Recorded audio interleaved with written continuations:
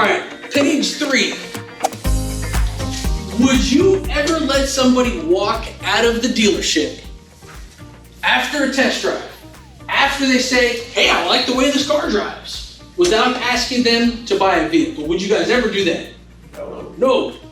You will hear it. You're going to hear it today when we shop some dealerships, though.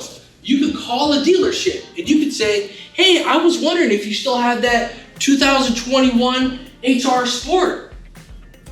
And they're going to say, let me go outside and check, and I will call you back. Now, not horrible, not terrible, makes kind of sense.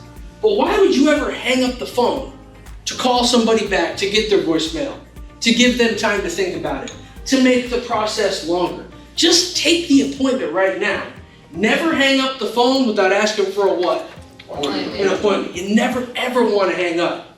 Worst case scenario, set the appointment, write this down please on 3, set the appointment and call them back later.